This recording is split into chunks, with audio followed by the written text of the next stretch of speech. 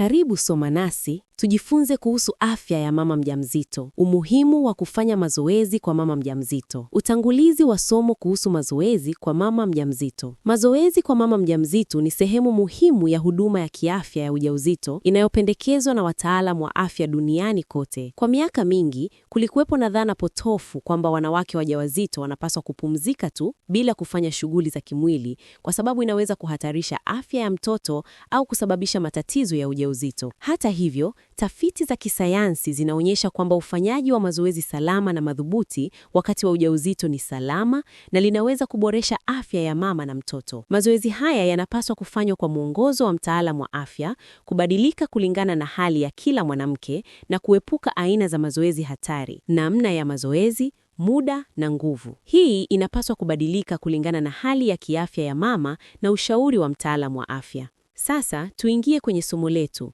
1. Ufafanuzi wa mazoezi kwa mama mjamzito. Mazoezi kwa mama mjamzito ni shughuli za kimwili zinazojumuisha kutembea polepole, kukimbia taratibu, kuogelea, mazoezi ya nguvu mwilini, mwema, yoga au stretching, yote yakiwa na lengo la kuboresha afya ya mwili na akili bila kuongeza hatari kwa ujauzito. Wataalamu wa afya hutoa miongozo maalum kuhusu kiwango na aina za mazoezi zinazofaa kwa kila kipindi cha ujauzito. Faida za mazoezi kwa mama mjamzito.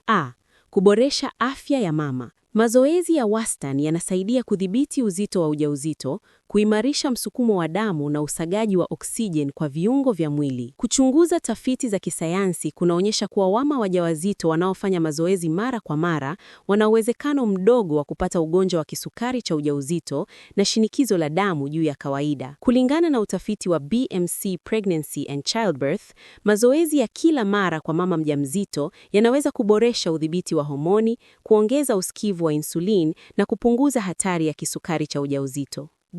Kuboresha afya ya mtoto. Utafiti wa University of Eastern Finland unaonyesha kwamba mwanamke anayefanya mazoezi angalau mara 3 kwa wiki wakati wa ujauzito anaweza kupunguza hatari ya mtoto kupata puma au asma kwa karibu nusu ikilinganishwa na mama asiyejishughulisha. Tafiti nyingine zinaonyesha kwamba mazoezi ya ujauzito yanaweza kuchangia ukuaji mzuri wa placenta na kusababisha uzito wa mtoto aliyebebwa kuwa katika kiwango kinachofaa kuliko ule wa mamake asiyejishughulisha.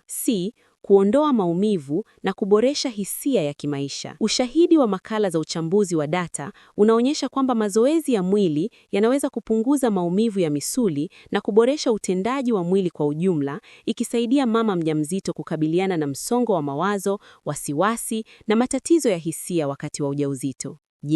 Wajua, utafiti wa kisayansi unaunga mkono dhana kwamba mazoezi ni salama na yenye manufaa kwa mama mjamzito. Hii ni kwa sharti mazoezi hayo yawe ya kiwango cha wastani na ushauri wa kitaalamu ufuatwe. Hakuna ushahidi imara kwamba mazoezi ya wastani husababisha madhara kwa fetus kama uvimbe au kuzuia ukuaji wa mtoto ikiwa mazoezi yamefanywa ipasavyo. Ni muhimu kutambua kwamba aina ya mazoezi, muda na nguvu inapaswa kubadilika kulingana na hali ya kiafya ya mama na ushauri wa mtaalamu wa afya. Kwa muhtasar, ufanyaji wa mazoezi kwa mama mjamzito ni jambo lenye umuhimu mkubwa kiafya. Ushahidi wa kisayansi unaonyesha kwamba ni salama, unaimarisha nguvu za mwili, udhibiti wa uzito, homoni na hisia za mwanamke wajawazito na yanaweza pia kuchangia afya bora ya mtoto. Kwa msingi huu, mama mjamzito anatakiwa kushauriana na daktari wake kabla ya kuanza au kuendelea na mazoezi ili kuhakikisha usalama na manufaa mazuri kwa wote, yeye na mtoto aliyoko tumboni. Karibu sana Soma Nasi, tujifunze zaidi na upate kuelewa.